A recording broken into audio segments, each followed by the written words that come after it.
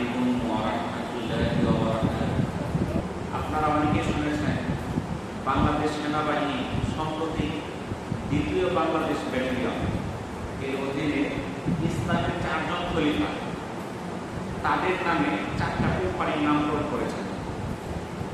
হযরত আবু বকর, হযরত উমর, হযরত উসমান, হযরত আলী রাদিয়াল্লাহু তাআলা এদের নামে 4টা কোম্পানি গঠন করা হয়েছে।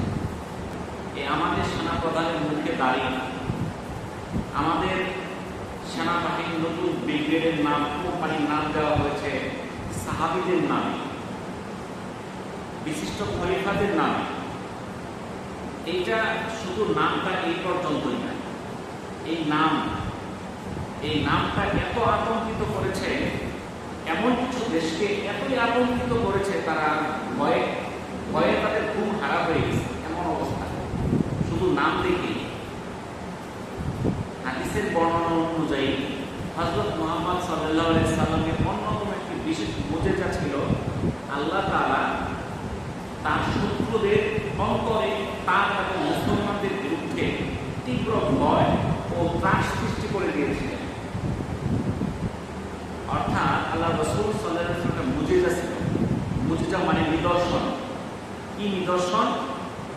যে আল্লাহ তাআলা তার শত্রুদের অন্তরে, ইহুদি, নাসারা, কাফের, মুশরিক, তাদের অন্তরে মুসলমানদের বিরুদ্ধে তীব্র ভয় এবং ত্রাস সৃষ্টি করে দিয়েছেন।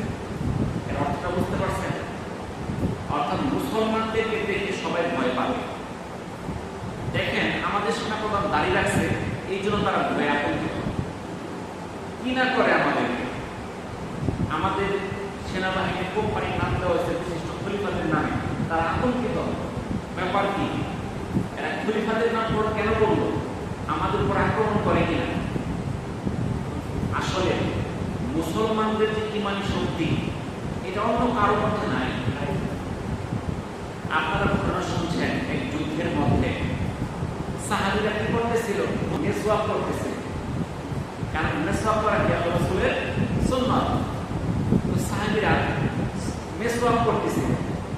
তখন ওই যে কাফের যে সকল সৈন্য ছিল, তারা দূর থেকে দেখতেছে, এরা তো সবাই কি করতেছে? মেসওয়াক করতেছে, দাঁত পরিষ্কার করতেছে। এটা দেখে তাদের মধ্যে আতঙ্ক সৃষ্টি হয়ে গেছে। কি না করে, তাকে আমাদের খাইয়ে ফেলে, এই ভয়ে তারা কি করছে? মাঠ থেকে পালাই গেছে। এটাই হচ্ছে ইসলামের একটা মুজিজা।